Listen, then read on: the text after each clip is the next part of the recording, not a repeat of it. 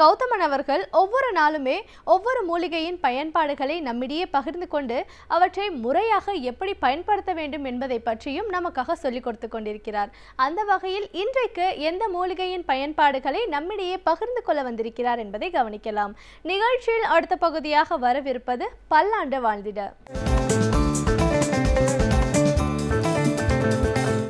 அன்பான கலைஞர் தொலைக்காட்சி நேயர்களுக்கு என்னுடைய இனிமையான காலை வணக்கங்கள். இன்றைக்கி நம்ம பார்க்கக்கூடிய தாவரத்துடைய பெயர் புஷ்கர மூலம் அப்படின்னு சொல்லக்கூடிய ஒரு வகையான தாவரம், ஒரு வகையான வேருன்னு கூட சொல்லலாம். இந்த புஷ்கர மூலத்தை பொறுத்தவரையிலும் பார்த்திங்கன்னா இன்றைக்கு ஆஸ்துமா நோயாளிகளுக்கு இயற்கை கொடுத்திருக்கின்ற மிகச்சிறந்த ஒரு அருமருந்துன்னு சொல்ல முடியும். ஆஸ்துமா நோயாளிகளை பொறுத்தவரையிலும் பார்த்திங்கன்னா இன்றைக்கு பிராங்கோ டைலைட்டஸ்ன்னு சொல்லக்கூடிய மருந்துகளையும் ஆஸ்துமாவை குணப்படுத்தும் சொல்லக்கூடிய ஊசிகளையும் போட்டுக்கொண்டு அந்த நோய்களினால் அவதிப்படுகிறதோடு மட்டுமல்லாமல் சாப்பிடுகின்ற மருந்துகளால் அவதிப்படுகின்ற நிறைய பேரை இன்றைக்கு நம்ம பார்க்க முடிகிறது. குழந்தைகளுக்கு பிரைமரி காம்ப்ளெக்ஸ்ன்னு சொல்லக்கூடிய ஆஸ்துமா நோய், அடிக்கடி சளி சம்பந்தப்பட்ட தொந்தரவுகள், மூக்கில் தண்ணீர் வடியக்கூடிய அலர்ஜி சம்பந்தப்பட்ட பிரச்சனை இருப்பவர்களுடைய எண்ணிக்கை நாளுக்கு நாள் அதிகமாகி கொண்டே போகிறத பார்க்குறோம். ஆன்டிஹிஸ்டமின்ஸ்ன்னு சொல்லக்கூடிய பக்க விளைவை உபயோகப்படுத்தக்கூடிய மருந்துகளுடைய எண்ணிக்கை இன்றைக்கு மிக அதிகமாக இருக்கிறது பார்க்க முடிகிறது. இதெல்லாம் இல்லாமல் மிகச் சுலபமான முறையில் நுரையீரல் சம்பந்தப்பட்ட பிரச்சனைகளையும் நுரையீரலில் ஏற்படுகின்ற நுரையீரல் மண்டலம் சொல்லக்கூடிய சுவாச மண்டலத்தில் ஏற்படுகின்ற அலர்ஜி சைனசைட்டிஸ் சம்பந்தப்பட்ட பிரச்சனைகளையும் நீக்கக்கூடிய மிகச்சிறந்த ஒரு மருந்து இந்த புஷ்கர மூலம். புஷ்கர மூலம் அப்படிங்கிறது ஒரு கருமையான நிறத்தில் இருக்கக்கூடிய ஒரு வேர், ஒரு துர்நாற்றம் இருக்கக்கூடிய அல்லது ரொம்ப ஸ்ட்ராங்கான ஒரு ஸ்மெல் இருக்கக்கூடிய ஒரு வேர்னு சொல்லலாம். இந்த புஷ்கர மூலத்துடைய சூரணம் அப்படிங்கிறது பொதுவாக நாட்டு மருந்து கடைகளில் கிடைக்கக்கூடிய ஒரு மருந்துன்னு சொல்லலாம்.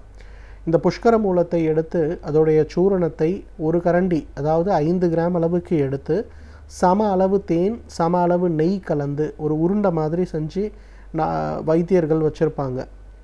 குழந்தைகள் பெரியவர்கள் யாருக்கு சளி இருமல் சம்மந்தப்பட்ட தொந்தரவுகள் அப்படின்னாலும் உடனே அது ஒரு மாத்திரையை எடுத்து தண்ணியில் சாப்பிட சொல்லுவாங்க. ஒரு 3 நாளைக்கு கொடுப்பாங்க. உடனே பார்த்திங்கன்னா சளி இருமல் சம்மந்தப்பட்ட தொந்தரவுகள் மறைந்து போகிறத நம்ம பார்க்க முடியும். எதுக்கு சொல்கிறேன்னா புஷ்கர மூலத்துடைய எஃபிகசிக்காக சொல்லுறேன். பொதுவாக இன்றைக்கு ஒரு சளி சம்பந்தப்பட்ட தொந்தரவு ஏற்பட்டாலோ, இருமல் சம்பந்தப்பட்ட பாதிப்புகள் ஏற்பட்டாலோ, ஒவ்வாமை சம்பந்தப்பட்ட பாதிப்புகள் ஏற்பட்டாலோ உடனே அதற்கான ஆன்டிஹிஸ்டமின்ஸ்ன்னு சொல்லக்கூடிய மருந்துகளை ஊசி மூலமாகவோ அல்லது மருந்துகளாகவோ எடுத்துக்கொள்ளக்கூடிய ஒரு வழக்கம் இன்றைக்கு இருக்கிறத நம்ம பார்க்குறோம். ஆனால் அந்த மாதிரிலாம் இல்லாமல் மிகச் சுலபமாக பக்க விளைவே இல்லாத இந்த புஷ்கர மூலத்துடைய சூரணத்தை ஒரே ஒரு தேக்கரண்டி எடுத்து சிறிதளவு பால் சிறிதளவு வெந்நீர் கலந்து ரொம்ப திக்காக இல்லாமல் தின் பாலாக கலந்து அதை காலை ஒரு வேளை உணவுக்கு முன்பு இரவு ஒரு வேளை உணவுக்கு முன்பு அப்படிங்கிற மாதிரி ஒரு 3 மாத காலம் தொடர்ந்து சாப்பிட்டாலே உடலில் இருக்கக்கூடிய அந்த அலர்ஜியை உண்டாக்கக்கூடிய காரணிகள் உடனே மறைந்து போகிறத பார்க்க முடியும். நிறைய பேர் என்கிட்ட வரும்போது சொல்லுவாங்க, நான் காலையில் எழுந்த உடனே ஒரு 30 முறை 40 முறை தும்முறேன், மூக்கிலேருந்து அப்படியே தண்ணீர் அருவி மாதிரி வடியுது, ஆனால் ஒரு 10-11 மணி ஆகும்போது அது மறைந்து போயிடுது, திருப்பி ஈவினிங் டின்னர்லாம் முடித்து நான் படுக்க ஆரம்பிக்கும்போது மூக்கு அடைக்க ஆரம்பிக்குது, மூக்கிலேருந்து தண்ணீர் வடியுது அப்படின்னு சொல்லுவாங்க. அலர்ஜியினாலோ அல்லது உடலுடைய நோய் எதிர்ப்பு சக்தி குறைபாடினாலோ ஏற்படக்கூடிய இந்த ஒரு பிரச்சனை. இதற்கு புஷ்கர மூலம் ஒரு 1/2 தேக்கரண்டி எடுத்து தேன் ஒரு 1/2 தேக்கரண்டி, சுத்தமான பசுனை ஒரு 1/2 தேக்கரண்டி, இது 3த்தையும் கலந்து ஒரு சின்ன கோலி மாத்திரை மாதிரி செஞ்சுட்டு இதை காலையில் எழுந்த உடனே வெறும் வயிற்றில் ஒரே ஒரு மாத்திரை அப்படின்னு நீங்கள் சாப்பிட ஆரம்பிச்சிங்கன்னா ஒரு 2 மண்டலம் ஒரு 90 நாட்கள் இதை சாப்பிட்டிங்கனாலே அந்த அலர்ஜி சைனஸ் தும்மல் அடுக்கு தும்மல் சம்பந்தப்பட்ட பிரச்சனை அப்படியே மறைந்து குணமாய் போகிறத நம்ம பார்க்க முடியும். இரண்டாவது, இன்றைக்கு ஆஸ்துமா சம்பந்தப்பட்ட பிரச்சனை இருக்கக்கூடிய குழந்தைகளுக்கு இந்த புஷ்கர மூலத்திலிருந்து எடுக்கக்கூடிய சூரணம் ஒரு 1/4 தேக்கரண்டி பால், அதே போல் ஒரு 1/4 தேக்கரண்டி மஞ்சள், இது எல்லாத்தையும் கலந்து காலை ஒரு வேளை இரவு ஒரு வேளை உணவுக்கு முன்பு அப்படிங்கிற மாதிரி சிறிதளவு தேன் கலந்து கொடுக்க ஆரம்பிக்கணும்.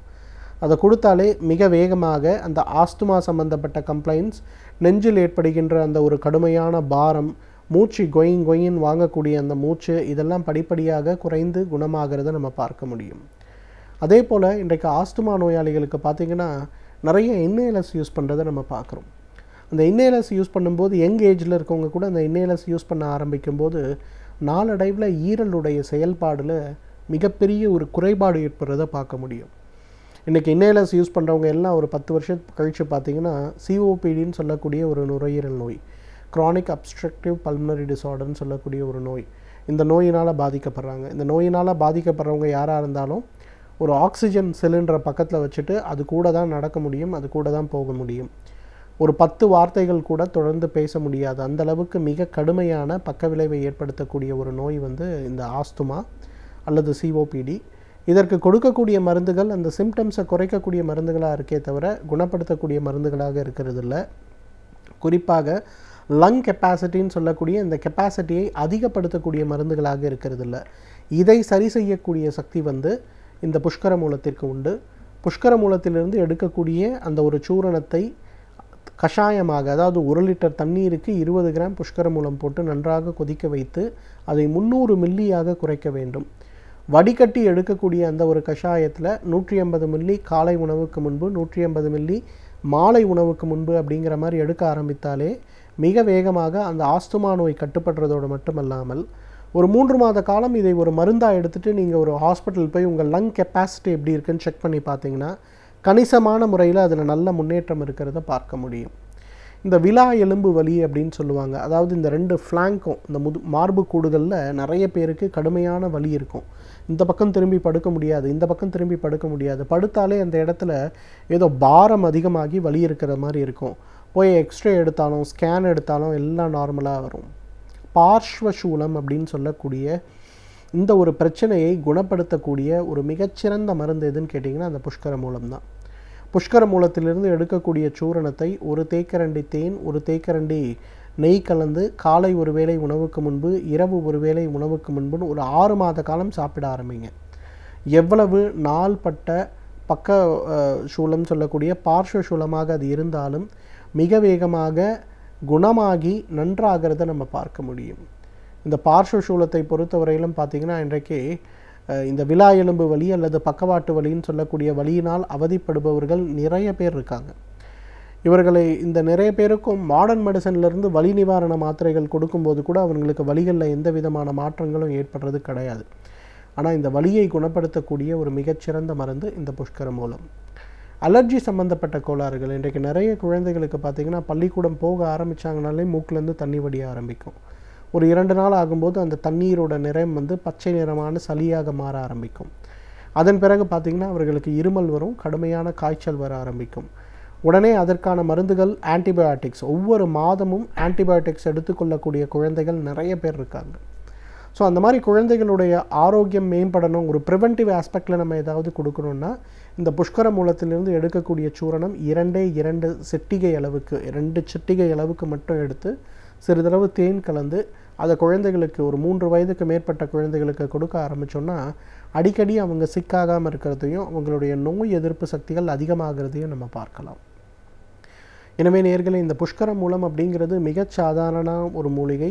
எல்லா நாட்டு மருந்து கடைகள்லையும் உங்களுக்கு கிடைக்கக்கூடிய ஒரு மூலிகை. இதை வந்து தகுந்த மருத்துவ ஆலோசனையின் பெயரில் சரியான முறைப்படி இதை உபயோகப்படுத்தி வந்தோமேயானால் நம்மாலும் பல்லாண்டு காலம் ஆரோக்கியமாக வாழ்ந்திட முடியும். சமூகத்தில் நடக்கும் சில முக்கிய நிகழ்வுகளை நம் கண்முன் வைத்து அவற்றை நாம் எப்படி கையாள வேண்டும் என்பதை பற்றி எழுத்தாளர் மனுஷபுத்திரன் அவர்கள் ஒவ்வொரு நாளுமே நம்மிடையே பல முக்கியமான தகவல்களை பகிர்ந்து கொண்டு வருகிறார்கள். அந்த வகையில் இன்றைக்கு என்ன சமூக பிரச்சனையை நம் கண்முன் கொண்டு வந்திருக்கிறார் என்பதை கவனிக்கலாம். நிகழ்ச்சியில் அடுத்த பகுதியாக வரவிருப்பது தீதும் நன்றும்.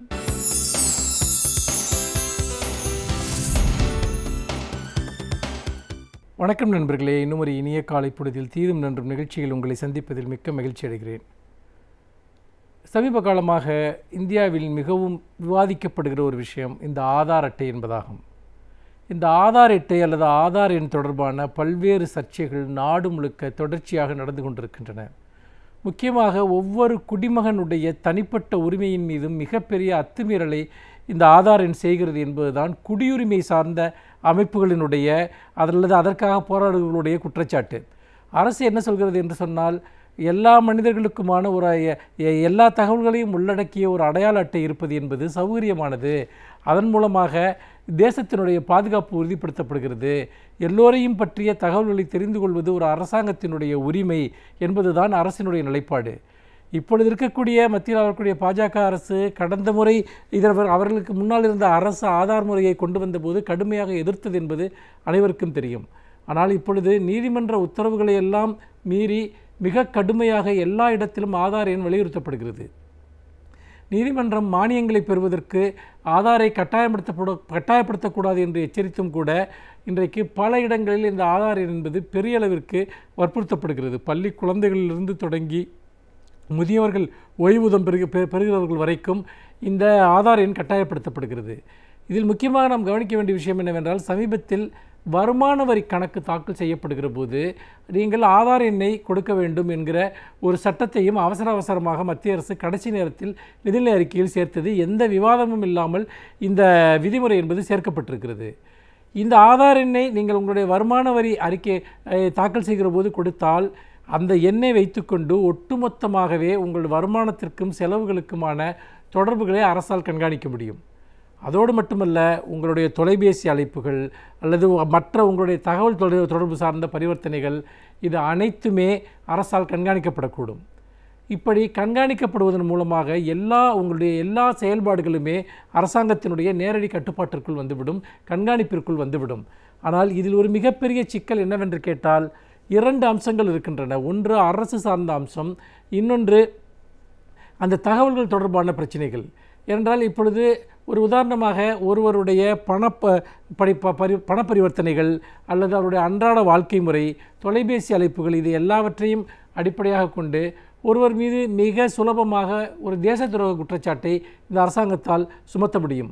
ஏனென்றால் இந்த தேச துரோகம் என்பது எந்த விதமான வரையறைக்கும் உட்படாததாக இருக்கிறது.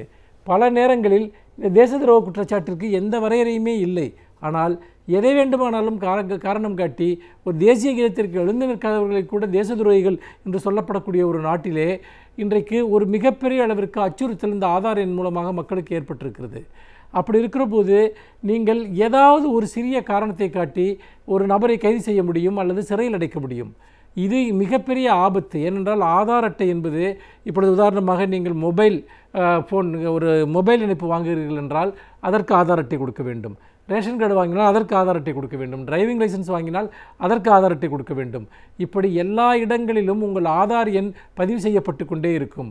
அப்படி இருக்கிற போது உங்கள் ஆதார் எண்ணை பயன்படுத்தி ஒரு புலனாய்வு அமைப்பு உங்களை பற்றிய தகவல்களை தேடினால் அந்த எண்ணின் மூலமாக நீங்கள் எங்கெங்கு ஒரு மாதத்தில் சென்றீர்கள், என்னென்ன விதமான செலவுகளை செய்தீர்கள், எங்கெங்கு இருந்தீர்கள் என்று எல்லாமே பட்டவர்த்தனமாக தெரிந்துவிடும். நீங்கள் இது உண்மையிலேயே ஒரு குடிமகனுடைய தனிப்பட்ட உரிமையின் மீது செய்யப்படுகிற மிகப்பெரிய வன்முறை என்பதில் எந்த விதமான சந்தேகமும் கிடையாது. இன்னொன்று, ஆதார் எண் தொடர்பான ரகசியங்கள், ஒரு மனிதனுடைய பிறப்பு சார்ந்த தகவல்கள் அல்லது தொழில் சார்ந்த தகவல்கள் அல்லது வயது சார்ந்த தகவல்களை பொதுவெளியில் வெளியிடுவதற்கு யாருக்கும் உரிமை கிடையாது. அது சட்டப்படி ஒரு குற்றம். ஆனால் இன்றைக்கு ஆதார் எண் மூலமாக அந்த தகவல்கள் பொதுவெளியில் வைக்கப்படுகின்றன. இது ஒவ்வொரு தனி மனிதனுடைய அடிப்படையான உரிமைகளை பறிக்கக்கூடிய ஒன்றாக இருக்கிறது. அப்படி பார்க்கிற போது இந்த ஆதார் எண் என்பது இன்னொரு பெரிய பிரச்சனை என்னவென்று சொன்னால், இந்த தகவல்களை திரட்டக்கூடியவை தனிப்பட்ட நிறுவனங்கள், தனியார் அமைப்புகள் திரட்டுகின்றன. அந்த தகவல்களை அவர்கள் யாருக்கு வேண்டுமானாலும் கைமாற்றி கொடுக்க முடியும், விற்பனை செய்ய முடியும். அவற்றை பாதுகாப்பதற்கான எந்த ஏற்பாடும் கிடையாது. அப்படி பார்க்கிற போது உங்களுடைய அனைத்து ஒட்டுமொத்தமான வாழ்க்கையும் அரசாங்கம் மட்டுமல்ல, வேறு யார் வேண்டுமானாலும் இந்த தகவல்களை பெற்று கண்காணிக்க முடியும் என்பது மிகப்பெரிய அபாயம். ஏனென்று கேட்டால், அவர்கள் சமூக விரோத சக்திகளாக இருக்கலாம், மிகப்பெரிய வர்த்தக நிறுவனங்களாக இருக்கலாம். அவர்கள் உங்கள் வாழ்க்கையை தங்களுடைய வலைப்பின்னலுக்குள் கொண்டு வருவதற்கு உங்கள் வருமானம், செலவு, அன்றாட வாழ்க்கைகள் என அனைத்தை பற்றிய தகவல்களையும் வெகு சுலபமாக அவர்கள் சேகரித்து கொண்டு விடுவார்கள். இதிலே அரசாங்கம் பல விதங்களிலும் மக்களை இந்த விஷயத்தில் ஏமாற்றுகிறது. நீதிமன்றம் மானியங்கள் கொடுக்கிற போது ஆதார் அட்டை தேவையில்லை என்று சொல்கிறது. ஆனால் மானியங்கள் வங்கி கணக்கில் போடப்படுகின்றன. வங்கி கணக்கில் போடப்படுகிற போது அதற்கு வங்கி கணக்கு தொடங்க ஆதார் எண் வேண்டும். ஆக மறைமுகமாகவும் நேரடியாகவும் நீங்கள் ஆதார் எண் இல்லாமல் ஒரு அடி கூட வீட்டை விட்டு வெளியே எடுத்து வைக்க முடியாது என்கிற சூழல் இன்றைக்கு உருவாக்கப்பட்டிருக்கிறது. இது ஒட்டுமொத்தமாகவே ஒவ்வொரு தனிமனிதனையும் மிகப்பெரிய அளவிற்கு ஒடுக்குமுறைக்கும் கண்காணிப்புக்குள்ளும் கொண்டு வருகிற ஒரு முயற்சி. ஆனால் துரதிர்ஷ்டவசமாக நம்முடைய சமூகத்தில் இதை பற்றிய ஒரு பெரிய விழிப்பு இல்லை. மாறாக அது ஏதோ ஒரு அடையாள அட்டை என்று நினைத்துக் கொள்கிறார்கள். ஆனால் அவர்களை தொடர்ந்து பின்தொடர்வதற்கான ஒரு மிகப்பெரிய சக்தியாக அது இருக்கிறது என்பதை நாம் மறந்துவிடக்கூடாது. அந்த வகையில் ஆதார் எண் தொடர்பான சர்ச்சைகள் என்பது மிகப்பெரியதாக இன்றைக்கும் கூட பரவி வருகிறது என்பதை இந்த இடத்தில் பதிவு செய்ய விரும்புகிறேன். மீண்டும் இன்னும் ஒரு புதிய செய்தியோடு உங்களை சந்திக்கிறேன். நன்றி, வணக்கம். இப்பகுதியில் வரும் சிறப்பு விருந்தினர்கள் அவர்களின் துறைகளை பற்றிய அனுபவங்களை நம்மோடு பகிர்ந்து கொள்ளும் பொழுது அவற்றை கேட்பதற்கு சுவாரஸ்யமாக இருப்பதோடு நம்முடைய வாழ்க்கைக்கும் பயனுள்ளதாக அமைகிறது. அந்த வகையில் இன்றைக்கு நாம் சந்திக்கவிருக்கும் சிறப்பு விருந்தினர் எந்த துறையிலிருந்து வந்து என்ன பயனுள்ள தகவல்களை நம்மிடையே பகிர்ந்து கொள்ள இருக்கிறார் என்பதை கவனிக்கலாம். நிகழ்ச்சியில் அடுத்த பகுதியாக வரவிருப்பது சிறப்பு விருந்தினர்.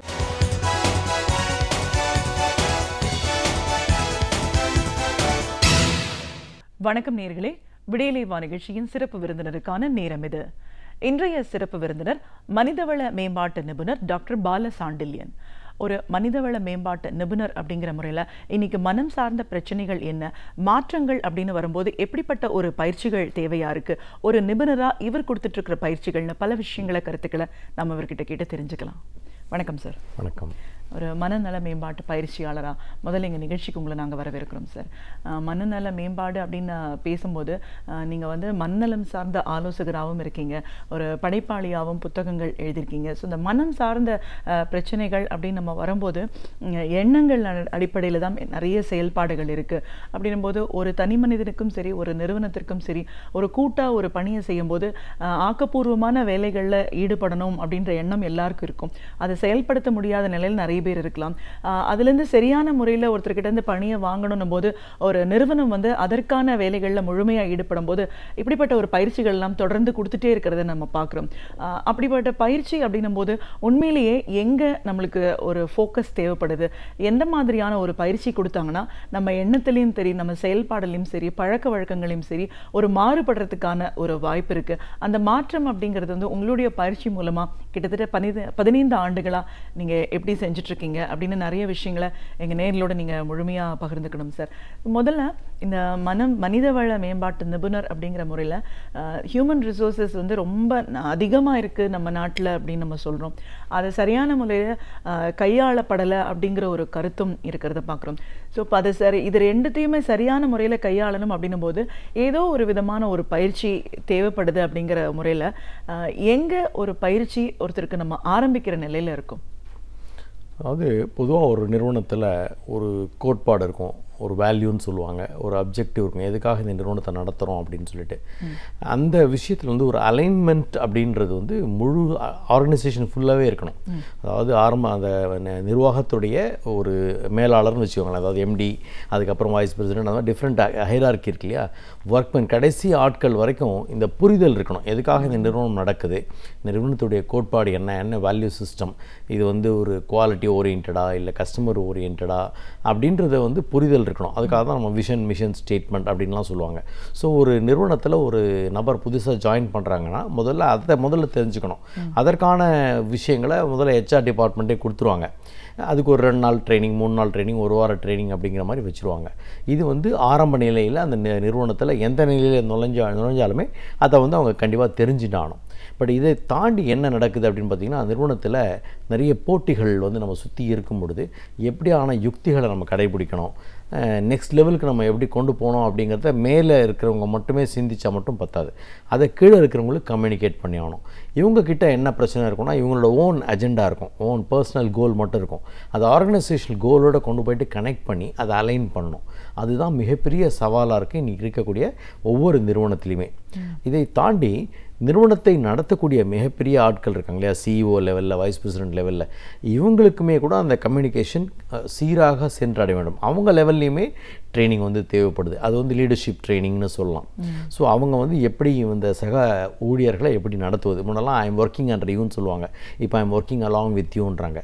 ஸோ அந்த ஒரு பீப்புள் ஸ்கில் தேவைப்படுது. ஒரு வேலையை செய்யணும்னா ஒரு வேலையை மற்றவர்கள்ட்டேருந்து நம்ம செய்து வாங்க வேண்டும். ஏன்னா பால் அப்படிங்கிறது வந்து we don't get milk, we have to extract milk. So நம்ம வந்து பாலை வந்து கறந்து தான் எடுக்கிறோம், பாலை எந்த மாடும் தானாக வந்து கொடுக்கறதில்ல. ஸோ எப்படி வந்து ஒரு மனிதனிடம் வேலையை வாங்க வேண்டும், இதை பார்க்கும் பொழுது ஒவ்வொரு மனிதரிடமும் ஒரு தனித்தனியான ஒரு ஆற்றல் இருக்கும். இப்போ வந்து உதாரணத்துக்கு சிஎஸ்கேன்ற டீம் இப்போ இல்லை, இருந்தால் கூட தோனியோடைய ஜாப் ரொம்ப ரொம்ப கஷ்டமாக இருக்கும். அவருக்கு என்னென்னா ஒரு மனிதனுடைய ஹைட் என்ன, வெயிட் என்ன, அவனோட ஷூ சைஸ் என்ன, இதெல்லாம் தெரிஞ்சு வச்சு பிரயோஜனம் இல்லை. அவனுக்கு என்ன ஆற்றல் இருக்குது. ஸோ ஆஸ்திரேலியாவிலேருந்து ஒரு ஹசி இருக்கார், அவரோட டீமில் பிராவோ இருக்கார், இல்லை ஜடேஜா இருக்கார், அஸ்வின் இருக்கார், ரெய்னா இருக்காருன்னா ஒவ்வொருத்தர்கிட்டையும் என்னென்ன தனித்தன்மை, அவரோட ஸ்பெஷாலிட்டி என்ன, அவரை எங்கே அவரால் ப்ளேஸ் பண்ண முடியும், என்ன பணியை அவரிடம் கொடுக்க முடியும், அந்த மாதிரியான விஷயங்களை புரிந்து கொள்ளக்கூடிய அளவுக்கு இந்த மேலாளர்கள் இருக்க வேண்டும். அதே போல் இந்த கீழே இருக்கக்கூடிய நபர்களுக்குமே என்னுடைய ஆற்றல் என்னன்றதை புரியாத அளவுக்கு ஒரு ரொட்டீன் ஜாபில் அவங்க போட்டோன்னு வச்சுக்கோங்களேன், அவங்க பாட்டுக்கு ஒரு மாதிரி போர் ஆகிடுவாங்க. ஒன்றா பாஸ் கிட்ட போர் ஆகிடும், ஒர்க்கு போர் ஆகிடும், இல்லை அடுத்த சம்பளத்துக்காக வேறு இடத்துக்கு போயிடுவாங்க.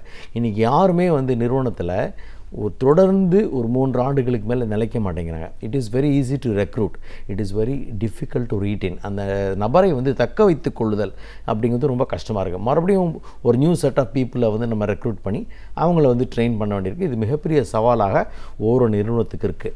அப்போது இந்த மாதிரி பார்க்கும்பொழுது சில விஷயங்களை மேனுஃபேக்சரிங் கம்பெனிலேருந்து ஐடி நிறுவனங்கள் காப்பி பண்ணுறாங்க, சில விஷயங்களை ஐடி நிறுவனங்கள்லேருந்து மேனுஃபேக்சரிங் கம்பெனிஸ்லாம் காப்பி பண்ணுறாங்க. ஃபார் எக்ஸாம்பிள் எம்ப்ளாயி என்கேஜ்மெண்ட், அவங்கள எப்படி சந்தோஷமாக வச்சுக்கிறது, அவங்கள வந்து குழுவாக எப்படி வேலை செய்ய வைக்கிறது, ஒருத்தருக்கு ஒருத்தர் எப்படி புரிந்து கொள்ள செய்வது, இந்த மாதிரியான பல்வேறு காரணங்களுக்காக பயிற்சி கொடுக்குறோம். அதில் குறிப்பாக பார்த்திங்கன்னா இம்பேக்ட் தேவைப்படுது. இந்த பயிற்சியினால் இந்த மாற்றம் நிறுவனத்தில் ஏற்பட்டது, இவ்வளோ % ஆஃப் ப்ரொடக்டிவிட்டி இன்க்ரீஸ் ஆகிருக்கு, விற்பனை அதிகமாக இருக்குது, இந்த நிறுவனம் வந்து வேர்ல்டுலேயே 3வது ரேங்க் இருந்தது, இப்போ 2வது ரேங்க்குக்கு வந்திருக்கு. இந்த இம்பேக்ட், இந்த பயிற்சியிலிருந்து என்ன கற்றுக்கொண்டார்கள், அது ஸ்கில்லாக இருக்கலாம், நாலேஜாக இருக்கலாம், இது மாதிரி இருக்கலாம். இல்லை ஒரு நிறுவனம் முழுக்கவே ஒரு குறிப்பிட்ட பயிற்சியை கொண்டு வராங்க அப்படின்னா அந்த முதலீடு செய்ததுக்காக என்ன எனக்கு ரிட்டர்ன் கிடச்சிது, அந்த நிறுவனம் சில எதிர்பார்ப்புகளோடு இந்த பயிற்சி வந்து உருவாக்கியிருப்பாங்க. ஸோ ரிட்டர்ன் ஆன் இன்வெஸ்ட்மெண்ட் அப்படிம்பாங்க. ஸோ இது 3யுமே பல்வேறு தளங்களில் நிறுவனங்கள் கவனிக்கின்றன. இதை தாண்டி ஒரு கேலண்டர் ட்ரைனிங்னு ஒன்று ரெடி பண்ணுவாங்க. இப்போ April to March financial year அப்படின்னா ஒரு 15-20 ப்ரோக்ராம் அவங்க வந்து முதல்ல லிஸ்ட் பண்ணிவிடுவாங்க. அதை வந்து ஹெச்ஓடிஸ்க்கெலாம் சர்க்குலேட் பண்ணுவாங்க. உங்கள் டிபார்ட்மெண்ட்லேருந்து யார் யாருக்கு என்னென்ன பயிற்சிகள் அட்டன் பண்ணணும்னு நினைக்கிறீங்க, யாரை நாமினேட் பண்ணுறீங்க, இதெல்லாம் முன்கூட்டியே திட்டமிட்டு ஒவ்வொரு நபரும் குறைந்தபட்சம் ஒரு 8 ப்ரோக்ராமாக நான் அட்டன் பண்ணியிருக்கணும் அப்படின்ற மாதிரியான சில விதிமுறைகளை சில நிறுவனங்கள் மேலே வந்து விதிப்பாங்க. இதை தாண்டி ஆப்சன்டிசம் ரொம்ப இருக்குது. கரெக்டாக வெள்ளிக்கிழமை லீவ் போடுறான், திங்கக்கிழமை லீவ் போடுறான், அன்றைக்கி தான் ரொம்ப கால்ஸ் அதிகமாக இருக்குது, பிஸ்னஸ் அன்றைக்கி தான் பார்க்க வேண்டியிருக்கு. அப்படிங்கும்பொழுது இந்த ஆப்சன்டிசம்னால் எவ்வளோ கம்பெனிக்கு லாஸ் ஆகுது. இந்த நிறுவனத்தில் உட்காந்துக்கிட்டே வேறு ஏதோ ஒரு வேலை பண்ணிகிட்ருக்கான், அவனோட மனப்பாங்கு சரியில்லை, அதை மாற்றுவதற்கு என்ன பண்ணலாம், இது மாதிரி பல்வேறு காரணங்களுக்காக அவங்க என்ன பண்ணுவாங்க, பயிற்சி தரக்கூடிய நிறுவனங்களை அணுகுவார்கள். அவங்க தன்னுடைய ரெக்குவயர்மெண்ட்டை சொல்லும் பொழுது முழுமையாக சொல்ல மாட்டாங்க. நம்ம பல்வேறு கேள்விகளை கேட்டு இந்த ட்ரைனிங்கான அவசியம் என்ன, எதுக்காக இந்த ட்ரைனிங்கை நீங்கள் நடத்தணும்னு நினைக்கிறீங்க, இப்போ ப்ரெசெண்ட்டாக என்ன மாதிரி சிஸ்டம் போயிட்டுருக்கு, இதுக்கு முன்னாடி என்னென்ன ட்ரைனிங் உங்களுக்கு கொடுத்துருக்கீங்க, அது 1 நாள் பயிற்சியா, 2 நாள் பயிற்சியா, 1 மணி நேர பயிற்சியா, உங்கள் நிறுவனத்துக்குள்ளேயே கொடுத்தீங்களா, வெளியே கொடுத்தீங்களா, அது ஆக்டிவிட்டி ஓரியன்டாக இருந்ததா, என்ன மாதிரி இருந்ததுன்னு சொல்லி கேட்டு தெரிஞ்சுக்கிறோம்.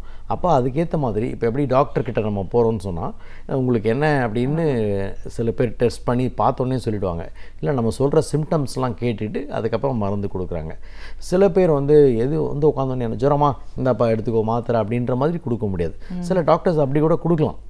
பட் நம்ம வந்து as a consultant, as a thought leader நம்ம என்ன பண்ணுறோன்னா அவங்களுக்கு என்ன கஸ்டமைஸ் பண்ணலாம், எப்படி என்ன மாதிரி ப்ரோக்ராம் ப்ரிஸ்கிரைப் பண்ணால் அவங்க தேவையை வந்து பூர்த்தி அடைய முடியும் அப்படிங்கிறதுனால யோசிக்கிறோம். கண்டிப்பாக சார். ஸோ இப்போ இந்த பயிற்சி அப்படின்னு நம்ம பார்க்கும்போது நீங்கள் ஒவ்வொரு நிலையிலையும் வந்து இந்த பயிற்சியை மாறுபடுது, அவங்க தேவைக்கு தகுந்த மாதிரி இட்ஸ் டைலர் மேட் கான்செப்ட் அப்படின்ற அளவுக்கு பயிற்சி இருக்குது.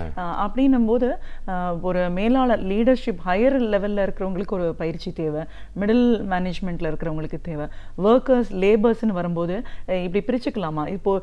இப்போ ஒரு ஊழியர்கள்லேருந்து ஒரு சாமானிய ஒரு தொழில் நிறுவனங்கள் இல்லாமல் மற்ற இடத்துல பணியாளர்களாக இருக்கிறவங்கள்லேருந்து பயிற்சிங்கிறது எவ்வளோ தூரம் அவசியம், இதை எப்படி கேட்டகரைஸ் பண்ணலாம்? இல்லை, குறிப்பாக வந்து பணியாளர்கள் அப்படின்னு பார்க்கும்பொழுது அவங்கக்கிட்ட ஒரு மனப்பாங்கு பிரச்சனை இருக்கும். இந்த சம்பளத்துக்கு இது போதும், இந்த வேலைக்கு இது போதும், இந்த கஸ்டமருக்கு இது போதும்னு ஒரு மனநிலையில் அவங்க வேலை செய்வாங்க. அவங்களுடைய பாஸ்க்காக கூட சில பேர் வேலை பண்ணுவாங்க, நிறுவனத்துக்காக வேலை பண்ண மாட்டாங்க. அந்த மாதிரி அவங்களோட மனதில் சில விஷயங்கள் இருக்கும். அதனால அவங்க பர்ஃபார்மன்ஸ் வேரிட் ஆகிட்டே இருக்கும், கன்சிஸ்டண்ட்டாக இருக்காது.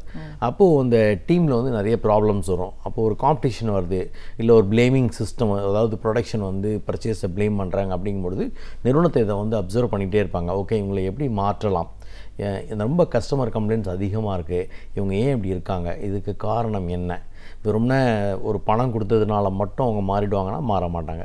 ஸோ வேறு ஏதோ காரணம் இருக்குது அப்படின்றத கண்டறிஞ்சு அந்த ஊழியர்களுக்கு மனப்பாங்கு மாற்றத்துக்கான ஒரு ட்ரைனிங் கொடுக்க வேண்டியிருக்கு.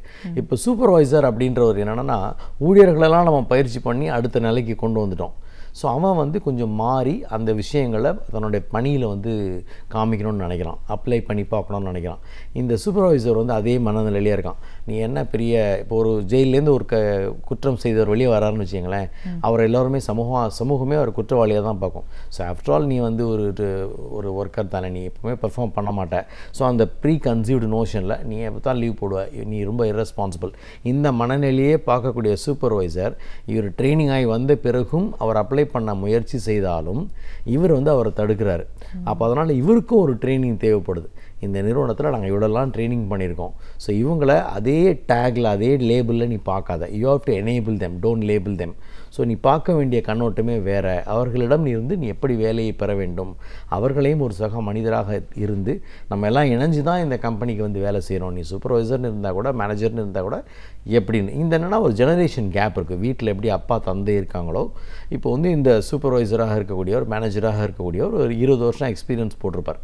அதுவே ஒரு டெக்னீஷியனாக, ஆப்ரேட்டராக, அசோசியேட்டாக, இல்லை ஒரு சேல்ஸ் பர்சனாக வந்து ஜாயின் பண்ணியிருக்காங்கன்னு வச்சுக்கோங்களேன், ஒரு 3லேருந்து 5 வருஷம் எக்ஸ்பீரியன்ஸுக்கும் குறைஞ்ச வருஷம் 25லேருந்து 27 வயசு தான் இருப்பார்.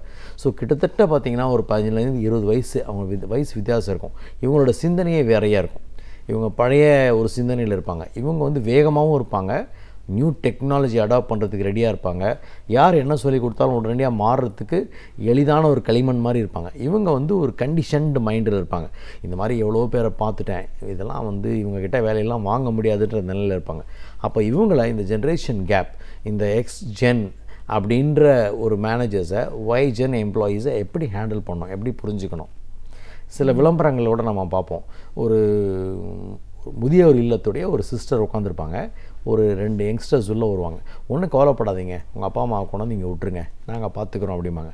இவங்க சொல்லுவாங்க, இல்லைங்க எங்களுக்கு அப்பா அம்மாலாம் கிடையாதுங்க, இங்கேருந்து ஒருத்தரை அடாப்ட் பண்ணிட்டு போகலான்னு வந்திருக்கோம். ஸோ அந்த லிசனிங் அப்படின்ற அடிப்படையில் இந்த சீனியர் மேனேஜர்ஸோ சூப்பர்வைசர்ஸோ இல்லை. அவங்க வந்து ஒருத்தர் கேபின்குள்ளே வராருனால, என்னப்பா 100 ரூபாயா, லோன் வேணுமா, இன்றைக்கி ஹாஃப் டே லீவா, இன்றைக்கி 1 ஹவர் பர்மிஷனான்ற மனநிலையில் ப்ரீ கன்சீவ்டாக இருக்காங்க. அந்த கண்ணோட்டத்திலேயே இவங்களை பார்க்குறாங்க. அந்த நிலையை மாற்றுவதற்கு இவங்களுக்கு ஒரு பயிற்சி தேவைப்படுது. அதை தாண்டி இந்த மேலாளர்களை தாண்டி மேல் லெவல் இருக்காங்க இல்லையா, வைஸ் பிரசிடென்ட், ஜெனரல் மேனேஜர்ஸ், இவங்கெல்லாம் இதே மாதிரியான இண்டஸ்ட்ரீஸ் இல்லை இதை தவிர வேறு டிஃப்ரெண்ட்டான இண்டஸ்ட்ரீஸ் என்னென்ன மாதிரியான யுக்திகளை கடைப்பிடிக்கிறாங்க, வேறு என்னென்ன சிஸ்டத்தை கொண்டு வராங்க, எப்படி வந்து வெப்சைட் அப்டேட் பண்ணுறாங்க, எப்படி 2-வே கம்யூனிகேஷனாக ஒரு ஃபேஸ்புக் பேஜ் ஓப்பன் பண்ணி வச்சுருக்காங்க, அவங்களோட லோகோ எதுக்காக அவங்க மாற்றுறாங்க, எதுக்காக அந்த பிராண்ட் லைனை வந்து மாற்றுறாங்க, விஷன் ஸ்டேட்மெண்ட்டே ரீவிசிட் பண்ணுறாங்க. சில நிறுவனங்களில் என்றைக்கோ போட்ட ஒரு விஷன் ஸ்டேட்மெண்ட்டாக இருக்கும். ஸோ அதை வந்து மாற்றிருக்கவே மாட்டாங்க. ஸோ ஓகே, அந்த லெவல் நான் அச்சீவ் பண்ணிட்டேன்னா ஒரு புது கோலை செட் பண்ணோம் இல்லையா. ஒருத்தர் வந்து 9 நிமிஷத்தில் ஓடணும்னு வச்சுட்டாரு, அந்த சாதனையை வந்து முடிச்சிட்டாரு. மறுபடியும் நான் 9 செகண்டில் தான் ஓட போகிறேன்ற விஷயத்தை வச்சுக்கூடாது. அதுக்கு நெக்ஸ்ட் லெவல் வந்து அவங்க ஃபிக்ஸ் பண்ணோம் இல்லையா. அந்த மாதிரி டாப் லெவலுக்கான பயிற்சியை வந்து நம்ம கொடுக்க வேண்டியிருக்கு. ஓகே, ஸோ இப்போ இந்த ஒரு 15 ஆண்டுகளாக இந்த பயிற்சியை ஒரு முழுமையாக கொடுத்துட்ருக்கிறவங்க அப்படிங்கிற முறையிலும் இதை பற்றின ஆய்வுகள்லாம் நீங்கள் நிறையா பண்ணியிருக்கீங்கன்னும் போது பொதுவாக என்ன மாதிரியான ஒரு மனநிலையில் மக்கள் இருக்காங்க, இந்த ஏரியாவில் தான் சரி பண்ண வேண்டிய அவசியம் நிறைய இருக்குது, பொதுவாக மக்களோட மைண்ட் செட் இப்படி இருக்குன்னு நீங்கள் எதை அப்சர்வ் பண்ணியிருக்கீங்க? இப்போது நிறைய பெண்கள் வேலை பண்ணக்கூடிய நிறுவனங்கள் இருக்குது. ஒரு ஸ்பெசிஃபிக் இண்டஸ்ட்ரீஸ் இருக்குது, பிபிஓ இருக்குது, இல்லை வந்து ஒரு ஃபுட்வேர் இண்டஸ்ட்ரி இருக்குது, இல்லை ஒரு சேல்ஸ் அவுட்லெட், ரீட்டைல் அவுட்லெட் இருக்குன்னு வச்சுக்கோங்களேன். அங்கெல்லாம் என்னென்னா தன்னுடைய மனைவி வந்து தன்னுடைய கணவரை விட்டுட்டு வந்துட்டோம், மாமியார் மாமனார் வந்து நம்ம கவனிக்கல, குழந்தையை வந்து நம்ம சரியாக கவனிக்கலன்ற ஒரு குற்ற பாவத்தோடு அந்த பெண்கள் வந்து இருக்காங்க. சில நிறுவனங்களில் வந்து ஹஸ்பண்ட்ஸ் வந்து என்ன நினைக்கிறாங்கன்னா, என்னோடய மனைவி வந்து இன்றைக்கி நல்லா ஒரு படிச்சிருக்கா, இருந்தாலும் தன்னோட டயத்தை வேஸ்ட் பண்ணிகிட்ருக்கா, பிள்ளைங்களாம் இண்டிபெண்ட் ஆகிட்டாங்க, அவங்களுக்கு என்னால் எதுவுமே செய்ய முடியலையன்ற நிலையில் இருக்காங்க.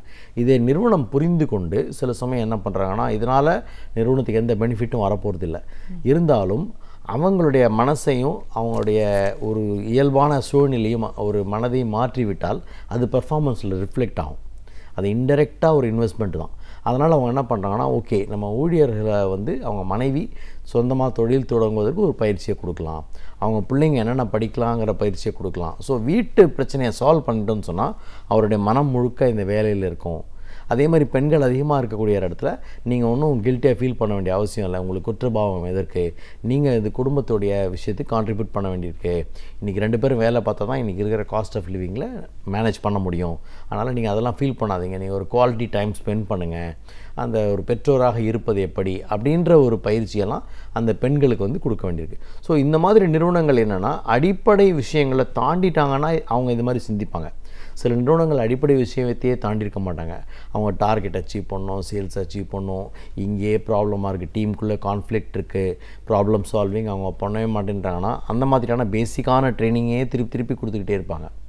சில நிறுவனங்களில் வந்து ஷிஃப்ட்டில் வருவாங்க, அவங்களுக்கு வந்து ஒரு ஸ்ட்ரெஸ் ரிலேட்டடான பயிற்சி தேவைப்படும். எப்படி வந்து how to overcome stress in work life. அதே மாதிரி ஒரு கடினமான பணி இருக்கும், ஒரு மொனோட்டனஸ் ஜாப் இருக்கும், அவருக்கு வந்து எப்படி ஒரு ஸ்ட்ரெஸ் ரிலீஃப் எப்படி கொடுக்கணும். சில பேர் பார்த்திங்கன்னா ரொம்ப வேலை செஞ்சுட்டே இருப்பாங்க, டூர் பண்ணிகிட்டே இருப்பாங்க, அவங்களுக்கு ஒர்க் லைஃப் பேலன்ஸ். எப்போ பார்த்தாலும் ஆஃபீஸ் நினச்சிக்கிட்டு இருந்தால் வீட்டு பொறுப்பை நீ எப்போ கவனிக்க போகிற, வீடை தாண்டி நீ வந்து ஒரு சர்ச்சில் நீ மெம்பராக இருக்கனா அங்கே எதாவது கான்ட்ரிபியூட் பண்ணுறியா, வேறு ஏதாவது சமுதாயத்துக்கு நீ எதாவது கான்ட்ரிபியூட் பண்ணுறியா, நீ எல்லா இடத்துலையுமே உன்னால் பேலன்ஸ் பண்ண முடிஞ்சால் தான் ஒரு வெற்றிகரமான மனிதராக இருக்க முடியும். இதை தாண்டி நீ பள்ளி கல்லூரி சமயத்தில் ஒரு கவிஞராக இருந்திருப்ப, எழுத்தாளராக இருந்திருப்ப, அதெல்லாம் நீ மறந்துட்ட. எப்போ பார்த்தாலும் வேலையை பற்றியே நினச்சிக்கிட்டு இருக்க. ஸோ அதெல்லாம் நீ எப்படி சிந்திக்க முடியும், இதெல்லாம் வந்து உனக்கு ஒரு ஸ்ட்ரெஸ் பஸ்டராக எப்படி இருக்க முடியும் அப்படின்ற மாதிரியான பயிற்சிகள் சில நிறுவனங்களில் நம்ம கொடுக்க வேண்டியிருக்கு. இது எல்லாமே அப்படின்னா அந்த நிறுவனத்துடைய மனப்பாங்கை பொறுத்தும் இருக்குது. இவங்க இதுக்கு இன்வெஸ்ட்மெண்ட்டாக நினைக்கிறாங்களா, இது ஒரு எக்ஸ்பென்ஸாக நினைக்கிறாங்களா, இதுலேருந்து ஏதாவது திரும்பி கிடைக்கும்னு நினைக்கிறாங்களா அப்படின்றதும் இருக்குது. சில நிறுவனங்கள் சான்றிதழ் வாங்குறாங்க, ISO அந்த மாதிரி. இந்த சான்றிதழ் கொடுப்பவர்களை திருப்திப்படுத்துவதற்காக நான் வருஷத்தில் இவ்வளோ ட்ரைனிங் பண்ணியிருக்கேன், இவ்வளோ பணம் செலவு பண்ணியிருக்கேன் அப்படின்னு கணக்கு காமிக்கிறதுக்காக சில ட்ரைனிங் பண்ணுறவங்களும் இருக்காங்க. எனக்கு ரொம்ப வினோதமான அனுபவங்கள்லாம் இருக்குது.